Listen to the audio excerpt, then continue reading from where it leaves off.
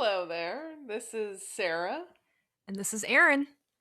and this is 31 Nights of Scary Shit. So for the whole month of October, each day we're gonna talk about a scary story, right? Story, movie, legend, Spooky shit. spooky shit. Just generally spooky shit, right? Correct. Yeah, this is weird.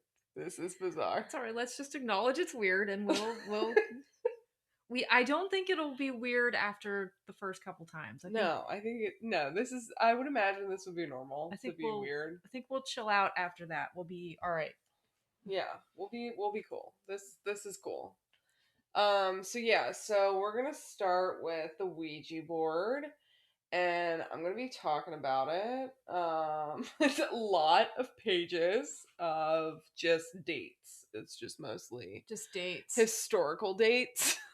Well, But what we're gonna so like all my information is from this like crazy Smithsonian article. That was like I would say easily an entire history book worth of like Ouija board shit. It's like crazy. But this lady, Linda Rodriguez McRobbie, wrote it. She's pretty cool. She's pretty cool. And for anyone who happens to be listening to this doesn't know what a Ouija board is, I'm going to describe it for you. It's a flat board with the letters of the alphabet arranged in two semicircles above the numbers 0 through 9. The words yes and no are in the uppermost corners. Usually yes is on the left, no is on the right. And then goodbye is at the bottom, which is really important, come to find out, which explains some shit, but anyway. Um, and then it comes with this like planchette thing, which means I don't even know what it means, but it's teardrop shaped, and it usually has like a tiny window. Sometimes they'll put like a glass marble in that bitch. And then you use that to move it around the board, just in case there's anyone that's never seen a Ouija board can before. I just interject quickly and tell you I love the word planchette. It's the best word. It's like it's like a. It sounds like a gourmet meal. I'm cooking noodles. Well, there's also like and isn't planchette. that no? That's a plancha, the like flat grill. But like it kind of sounds. Is that like where it comes from? I don't know. I mean, it looks like a French word, and we're obviously saying it incorrectly. It's supposed to like probably sound nicer than that, but like whatever. We're American. It's okay. At any rate, it's a good word. All right. It's a solid word. Solid word.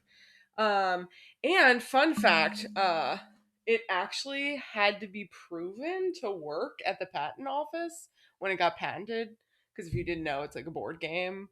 But like, they had to actually prove that it worked. So we'll get to that. Okay, well, I'm excited about that. Yeah, it's a weird story. It's very bizarre. It's kind of like loopholey. Like there's like they kind of like jumbled it around. But anyway, so like the obsession with these Ouija board situation came out of like the 19th century spiritualism, which I'm sure you're familiar with. Like seances and shit. Okay. Yeah. So, which like was based around the belief that the dead are able to communicate with the living. So that's like, it started around 1848, and the Fox sisters. Those were the ladies from like upstate New York who did all those like seances where there were like knockings on the wall and like different like lights would come on and stuff, but then they were like proven to be like scam artists. Real classy broads. All right. And it kind of went hand in hand with like Christian dogma. So like you could hold a seance on a Saturday night and like not it like wouldn't be a question of going to church the next day. It wasn't like how it is now where it's like you're like part of a satanic cult if you're like into like talking to ghosts and shit. That's interesting. Okay. Yeah. So it was like considered a wholesome activity, which I thought was kind of bizarre. I guess they like didn't attribute it to like super scary shit yet. And during the Civil War, obviously people were like real into spiritualism because they got to like communicate with their loved ones. So then So all this is happening in America with like being obsessed with like talking to ghosts. But then of course, like Americans like instant gratification, they needed it right now. They wanted to talk to ghosts like immediately. So what happened was um in 1886, the Associated Press, fun fact, reported that there was like going through these camps in Ohio, like this Ouija board thing that was like a very, very primitive version of it. And so this guy from Baltimore, Charles Kennard, was like, you know what? I'm going to get some people together and I'm going to make some fucking money out of this shit. Because what else are you going to do, right? So he gets a couple investors together. They decide to make and market these things that are called talking boards. And just to go to probably something that people are thinking about right now when I say Ouija board, there are probably people that are like, it's a Ouija board. Okay, so it doesn't matter how you pronounce it because it's just a made up word. Fun facts. So if you have a problem with the way that I say Ouija board, suck an egg. It's not actually a combination of the word French for yes. Um, no, not the word French for yes. Jesus Christ. The word Gotcha. the word yes We in gotcha. French Yeah. and the word yes in German. It's not actually a combination of those two words. One of the investors' sister-in-law, like she was considered a medium, and so she asked the talking board, call it, and the name Ouija came through. And then when they asked what it meant, the board said good luck. It's fucking terrifying. Yes. Yeah, like literally not what you want to hear from a Because it's board. not like I mean it could be like good luck or Yeah. it's not like oh good luck today on There's a your lot of test. tone Yeah. implied in Well, that is just unsettling, to say yeah. the least. But the woman who was the medium, like, acknowledged that she was actually wearing, like, this locket with this lady, a picture of a lady in it, and turned out that the woman's name was spelled, like, eerily close to Ouija, so if you weren't really paying attention to the letters, you could misspell it, so it could have just been a misreading of her name, which is kind of interesting because then you're like, okay, so someone could have been reading that and, like, spelled it with the planchette, or, like, it's just like her ghost was talking through the board, which is equally interesting. Mm. Um, so remember when I said that thing about the patent office having to prove it? Yes. Okay, so this is where it gets really fascinating. So, in order to get a patent in the United States, especially for something obscure like this, they required that a demonstration be done at the patent office with the um I guess it's the attorney or whatever, or the judge, whatever it happened to be. So, if the board could accurately spell out the chief patent officer's name, which the people who were bringing the Ouija board were supposed to have not known his name, but we'll talk about that in a second. Um, so they communed with the spirits, and the planchette faithfully spelled out the patent officer's name, which I think is ridiculous. I think that's not possible. But that's okay. Cause he's not dead. Like, Mm. isn't the Ouija board supposed to talk to dead people? And if it's supposed to talk to dead people, Yeah. it wouldn't be That's my like understanding. that. Yeah. Yeah. So anyway, the patent attorney had to have known the guy's name because he was a chief patent officer. So like there was no way for him to have not known. So it's kind of like, okay, so they pushed it around and made it spell his name. But on February 10th, 1891, the patent officer awarded Bond, that's one of the original investors, a patent for his new toy or game. Hmm. So this like talking board that is supposed to be communing with ghosts. It's considered a toy. It's a toy. It's a toy, guys. Mm-mm-mm. But fun facts: the patent that they had to actually demonstrate how it worked, doesn't actually explain how it works. It just says that it does. Right? Explain that to me. So, what doesn't make sense to me is they had to prove that it worked to get the patent, Right. but then the patent has no explanation of how it actually works. right? It makes no sense. It makes no sense. Kind of sounds like a little bit of like, I don't know, In, not exploitation, but like, intentionally spooky for no fucking reason. yeah. I mean, it's gimmicky. Like Yeah, it's yeah. So essentially, what a lot of people think is that it was a marketing ploy. yeah. Yeah, like just a way to get people to buy the board. Uh, So in 1891 in Pittsburgh, PA, oh, fun facts. kind of close to my neck of the woods. There there were advertisements for the Ouija board that described it as a magical device that answered questions about the past, present, and future with marvelous accuracy. I feel like that might be a leap. Might be a bit of a leap. I don't know about anybody else, but I've used a Ouija board, not that accurate. It's like the Magic 8 Ball with the Yeah, choices. it's vague. Yeah, Intentionally vague, and it promised never failing amusement and recreation for all the classes. Which, I mean, 1891 is all I'm going to say. And it created a link between the known and unknown, the material and the immaterial. Spooky Halloween. That's literally what that sounds like. It's spooky for no reason. In 1892, we're going to get into some boring facts here about the company and how it switched hands and how it got monetized, because I just feel like not only is the Ouija board communing with spirits scary, but the business side of things also terrifying. So in 1892, the Kennard Novelty Company went from one factory in Baltimore to two. Woo, big deal. Two in New York, two in Chicago, and one in London. So that's a lot of factories. In 1893, two of the investors bailed because of internal pressures, which it's very vague again. This dude, William Fuld. I'm going to go with Fuld. It's Fuld. No idea how to pronounce Fold it. sounds good. Fuld it seems reasonable, and the name is hilarious. He had gotten in to the company like right when it first started to get popular, like, right before everyone started to bail. And he now was running the company.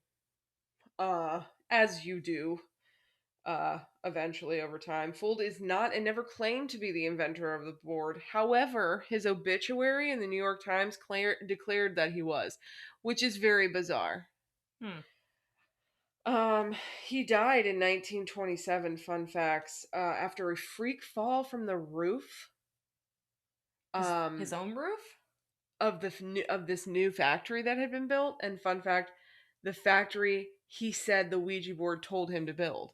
So this Ouija board told him to build a factory, and then he has this freak accident where he falls off and dies. Yeah, okay, that's spooky. Yes. Spooky Halloween. Literally, that's how it is. It's just spooky shit after spooky shit. Yeah. 1898, with the blessing of Colonel Bowie. Colonel Bowie? Okay. I don't think his last name is Bowie. I mean, maybe, but maybe I think probably not. I would go with Bowie. It didn't become Bowie until David Bowie was but obviously was on the scene. It was Bowie prior to that. Wait, is David Bowie's last name actually Bowie, or did he do that like as a stage name? I think he might have changed it. Okay, that's a whole other. But is it a Bowie knife or a Bowie? It's a Bowie knife. A Bowie I don't knife. know why I'm losing my mind. Anyway, this majority stockholder licensed the exclusive rights to the board, so they pretty much copyrighted everything. And then this is when it becomes like the real big popular years for the Ouija board. Baltimore Sun ran a bunch of stuff. There were a bunch of rival boards. Okay. Rival Ouija boards, which I would love to see those. Just rival Ouija board advertisements. Like, I wonder if they still are in existence. If somebody we need some. Yeah, we need to look into that. In 1919, Bowie sold the remaining business to Fuld. Remember that dude, the fell off the roof guy? For $1. A damn dollar. Okay. The board was touted as both mystical oracle and as family entertainment, fun with an element of otherworldly excitement, because that's what I look for in my family fun events. Some otherworldly excitement. In the 1910s and 20s, with the devastations of World War One, because the Ouija board is a major issue when there's a damn world war going on. The Ouija board surged in popularity. Huh. 1916, Mrs. Pearl Curran, which I love that name, Pearl Curran. Pearl Curran. She made headlines when she began writing poems that she claimed were dictated via the Ouija board, which is my personal favorite thing, but specifically through the spirit of a 17th century Englishwoman called Patience Worth. That was her real name. Apparently, Pearl Curran was getting these poems and stories dictated through the Ouija board from this Patience Worth lady, which I think is fascinating. Absolutely fascinating. Curran's friend, though, Emily Grant Hutchings, claimed that her book was communicated via Ouija board by the late Samuel Clemens. Oh. Better known as Mark Twain. Okay. So there seemed to be an epidemic of Ouija board spirit dictation going on. Coincidence? I think not. May 1920. This is an interesting one. Didn't actually know this was a thing. I thought that was just a made up picture. What I'm about to describe. Norman Rockwell, illustrator of blissful 20th century domesticity. That's a fun word to say. Mm-hmm. He depicted a man and a woman Ouija board on their knees communing with the beyond for the Saturday Evening Post. I thought that was a made up picture. Like a silly picture, the ones that are on like the old looking t-shirts. Yeah. Apparently that comes from a Norman Rockwell Oh, all right. art piece. Well, that's kind of cool. In 1920, wire services reported that would-be crime solvers were turning to Ouija boards to help solve murders, and specifically the murder of this gambler Joseph Burton Elwell. And the police were pissed about it. Obviously, because they were probably getting bunk clues. Well, yeah, of course. And wasting resources. Of course. The New York Times in 1921 reported that this Chicago woman, having been sent to the psychiatric hospital, tried to explain that she wasn't suffering from mania, but that Ouija spirits had told her to leave her mother's dead body in the living room for 15 days. So that's where it began. Before burying her in the backyard. So that's where it began. Those excuses of those damn Ouija spirits. The devil made me do it. It was the Ouija. It's obviously the Ouija. During the Great Depression, the Fold Company, which now owned the Ouija board, opened a bunch of new factories because you know what? What did you need during the Great Depression? Ouija boards. Not food, not, a roof over your head. MFing Ouija boards. In 1930, newspaper readers were losing their minds over these two women in Buffalo, New York, who murdered another woman, supposedly having been encouraged by Ouija board messages. So this Ouija board was telling these two broads to kill their friend. Now listen, ladies. So people were whacked then too, and they used excuses rather than take responsibility. Ladies, just take responsibility that you wanted to off Susan or whatever her name was. Karen. Definitely Karen. Damn it, Karen. So they should have just admitted that they didn't want to kill her. I mean, or they should have two strangers on a train situation where they blame the other one. Yeah. But anyway, 1941, 23-year-old gas station attendant from New Jersey, which, they're legit with their gas station attendants, told the New York Times that he joined the army because the Ouija board told him to. Why? Why is that a question that's coming up in the Ouija board? I don't know. Should I join the army? That's not a typical Ouija board question. No, I don't think they were using it correctly. See, that's No, I think they were using it like a magic 8 ball. I mean, it was too. I mean, you have on one end people are saying, "I'm using this because I'm gonna commit a murder, and then it's something like I'm gonna join the art. It seems like there needs to be a Yeah. definitive use for the Ouija board. I don't know. Yeah. It's just so bizarre. It's so bizarre. There did you know that there was an I Love Lucy episode in 1951 where Lucy and Ethel like used the Ouija board for a séance? Did you know that? I didn't, but you know what? I've seen so many. I bet I saw the episode and probably never really paid I attention mean, to it. that's But got to be kind of flippin' hilarious. yeah, I bet that it. Well, all of those Like they're shows were probably like using it wrong or like either that or either that or Ricky and Fred decided to have play a prank on him, and they were the oh voices. god, that would be I bet that's I what the bet episode is. I'm gonna Google it after we're done here. I yeah, bet that's totally definitely. what it is.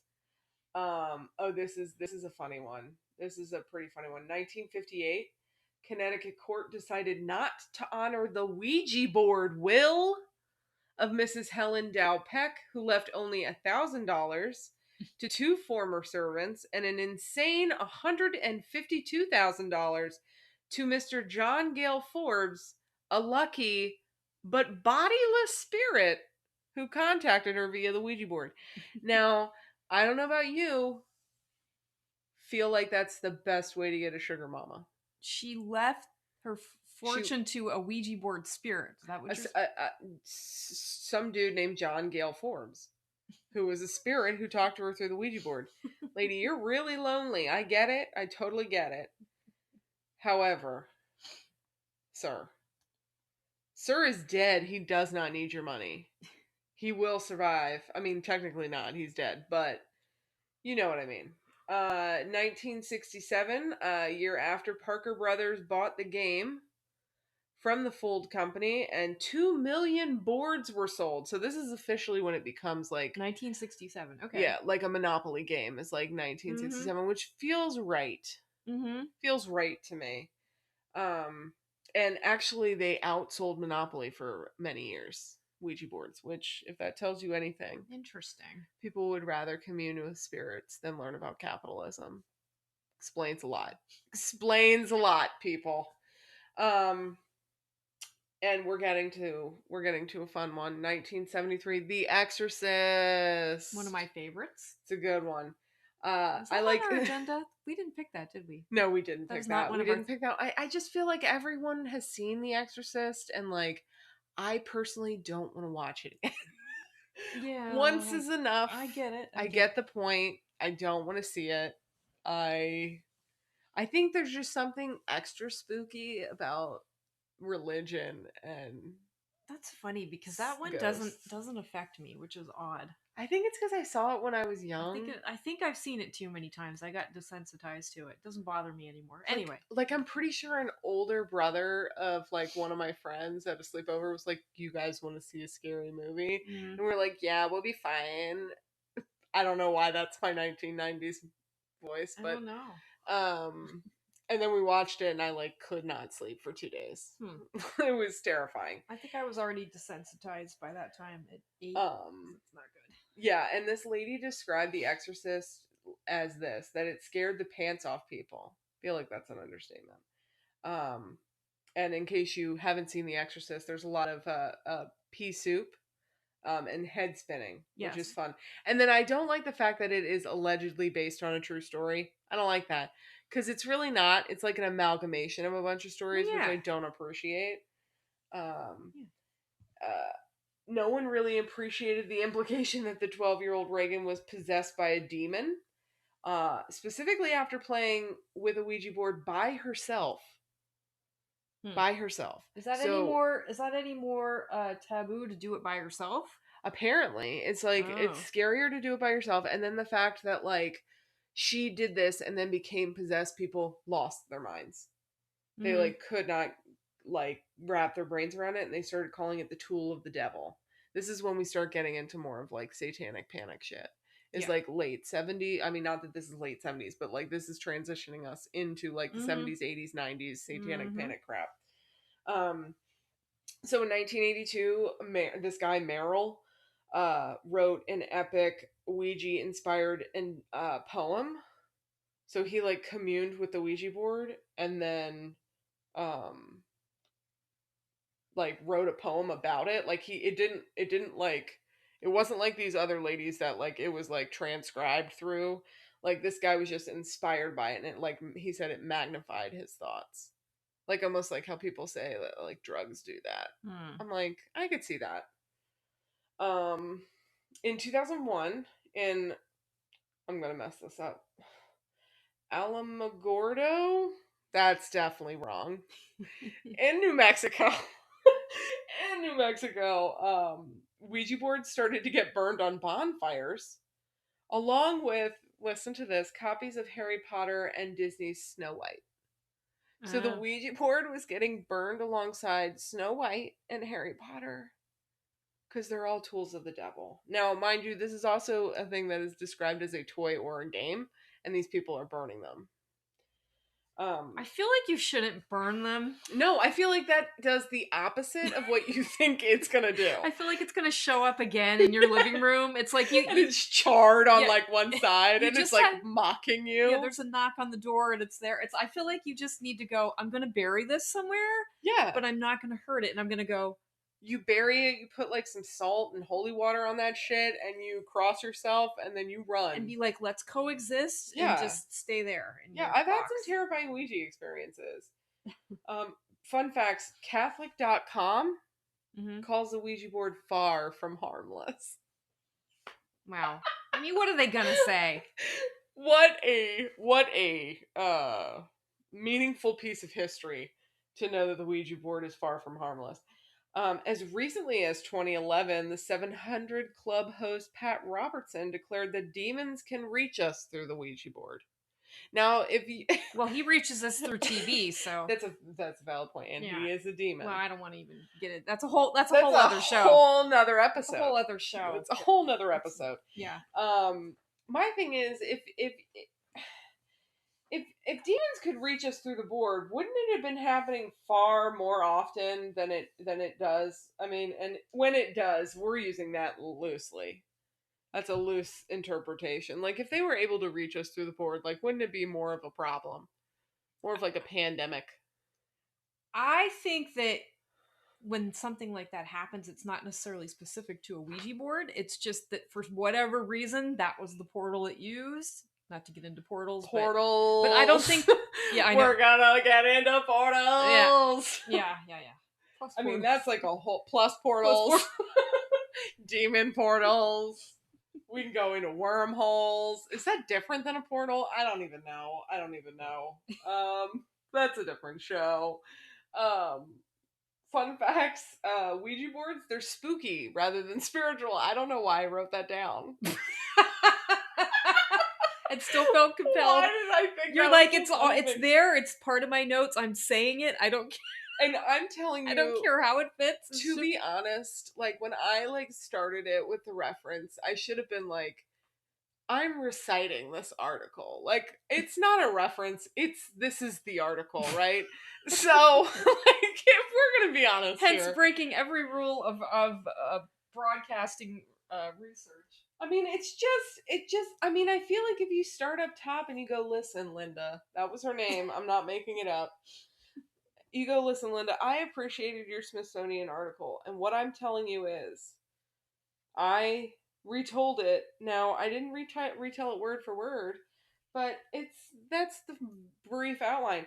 But I'm telling you, the sentence Ouija boards were spooky rather than spiritual definitely was not from that article. I wrote that. Now, why did I think that was an important thing to write?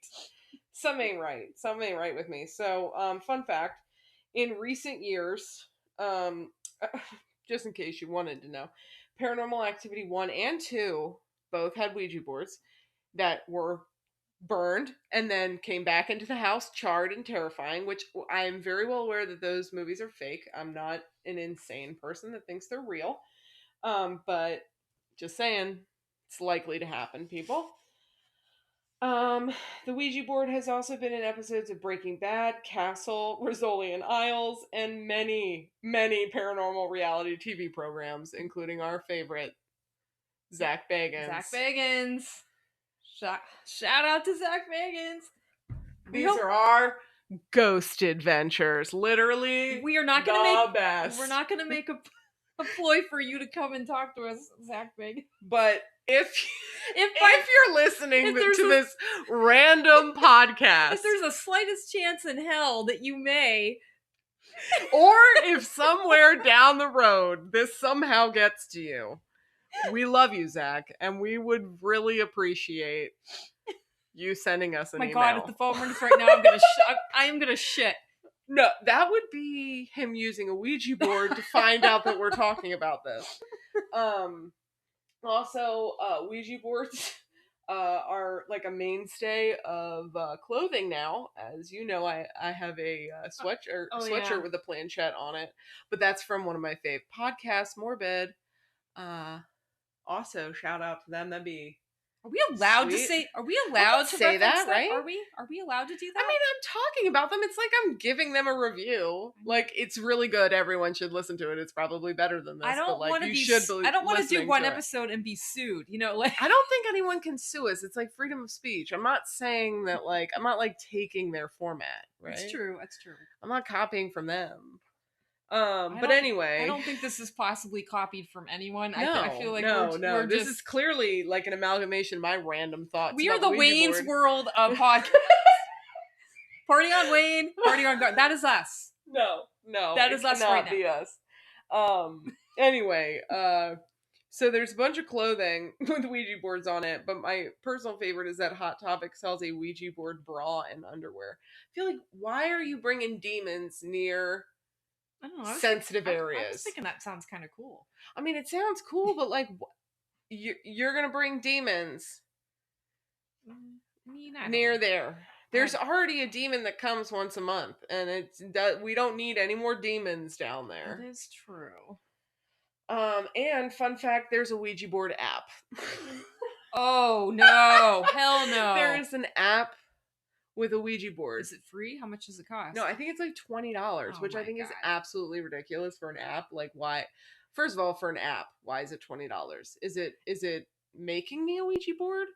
I'm really tempted to do it. It's like I'm being compelled to look for this app. No, I won't do it. I won't do it for real. I won't. First of all, then you're carrying around a demon board. I know, you're right. Like, I won't do it. Who needs a portable demon board? I definitely don't need a portable demon board at all. No, but I was just not at all. Googling. There was a movie just You're Googling while I'm talking about Ouija. Okay. Because there was a movie just called Ouija, and I think it was made back in the 90s, and I remember it terrified me. That all you remember? Yeah, that's all I remember. That's why I was Googling it. But I remember like being significantly really scared by it, and I don't remember why. So I feel like I should watch it again. Well, the thing about the Ouija board that like is a fun fact is that there's like so many stories about all these like spooky things that happen with the Ouija board, but then there's all these like stupid stories about how people have like pranked each other with them, or they've like just stupid crap with the Ouija board where you're like, why are you even doing that? Like, if you're going to use a Ouija board, let's commune with some spirits. But fun fact, at the beginning of this, I was talking about when I had to explain what a Ouija board was for all my friends out there that have no idea what a Ouija board is. Do what Aaron just did while I was talking and Google it. The goodbye on the flippin' Ouija board, you have to say goodbye. If you don't say goodbye, the demons are gonna follow you. Yes, I do remember that. Remember from that scary thing? Oh, can we reference that, or are we gonna get sued? I don't know. No, we watched this like scary paranormal thing where they were doing the Ouija board and they didn't say goodbye, or he lifted his hand before they said goodbye, which is another thing I didn't even know about the lifting of the hand. I'm like, well, no wonder I probably have like 87 demons following me, because literally I don't think I've ever used goodbye on it. But anyway, it's just bizarre, the Ouija board. Now, how do you say it? You say Ouija, don't you? No, I say Ouija. Okay. I say Ouija, but can I tell you about my only experience I remember now with the Ouija board? So, please. So I was probably about 8 or 9. So what year would that have been? The 80s, somewhere. And 1990.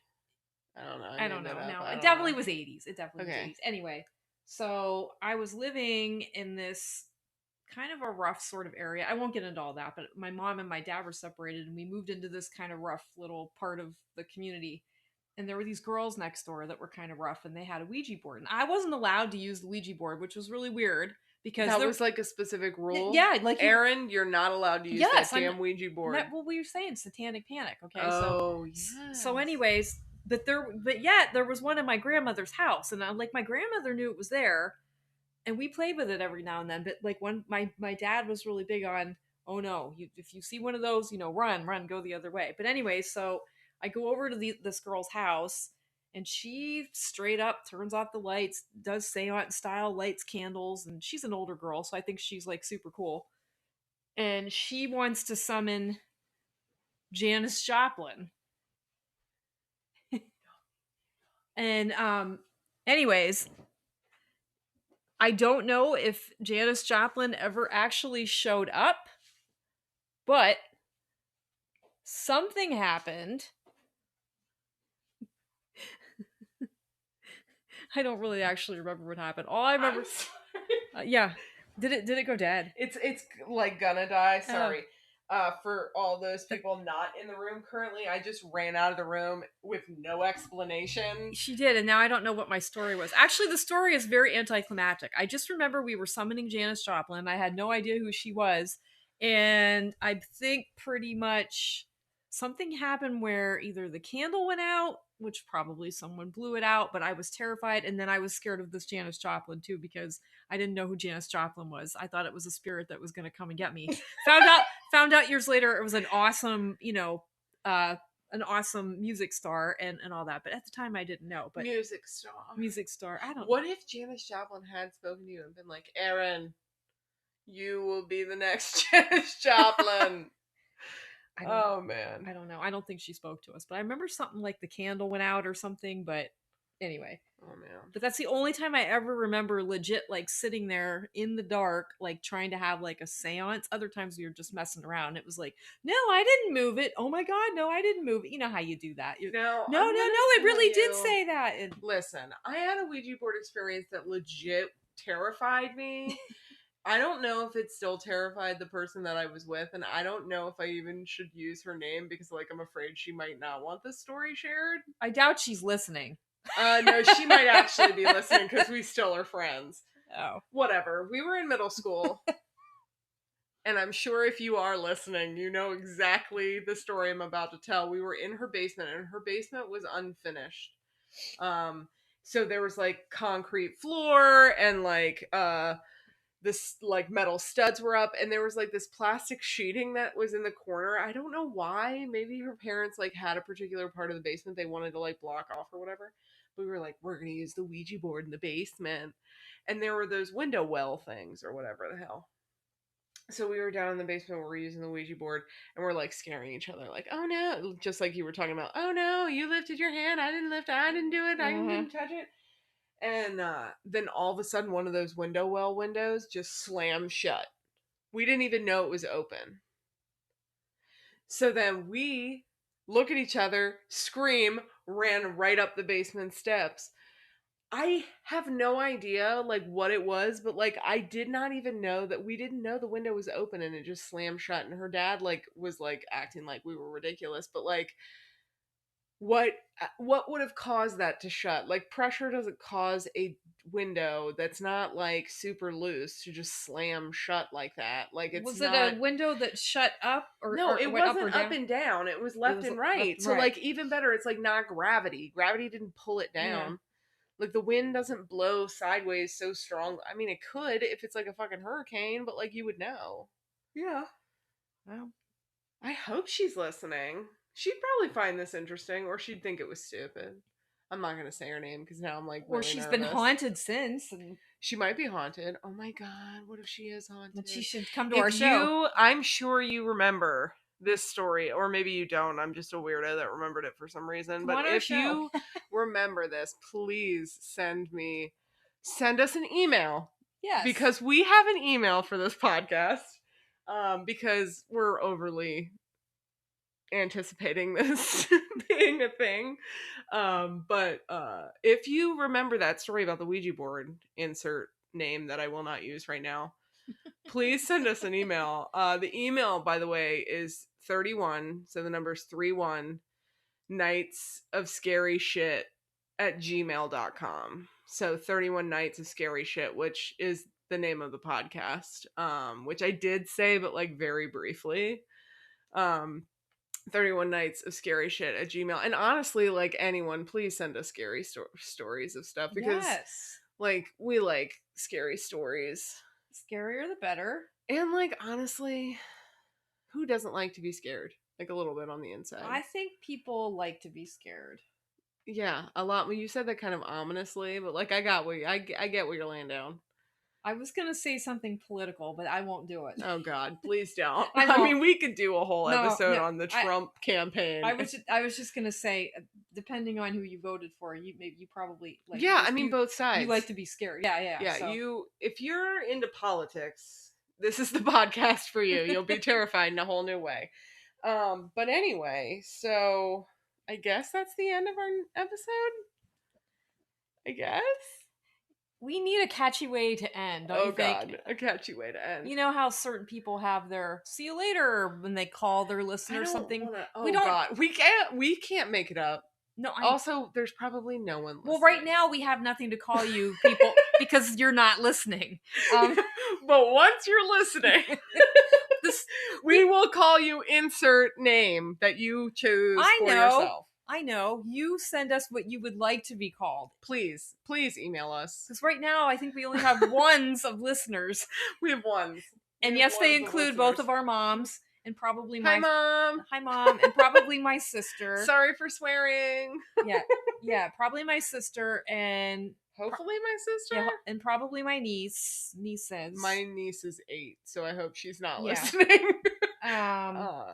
Not that she would be scared, but I just don't want her to hear me swear like that.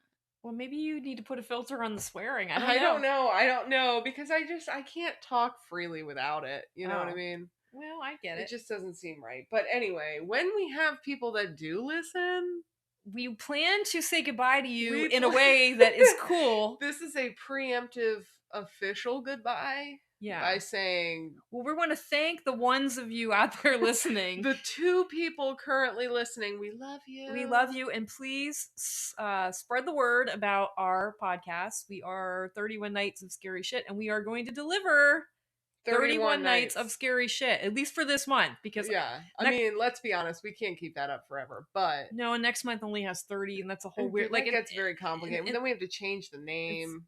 Yeah. And then do we change it like autumnal? That's not a word. I mean, it is a word, autumnal, but not the right word. Seasonally. There we go. Seasonally. Well, I mean, that's like too much. I mean, it's something to think about, you know. It is something to think about. But we will be delivering 31 episodes of scary shit. So thanks for listening to this first one on the Ouija board. And check you tomorrow. Deuces?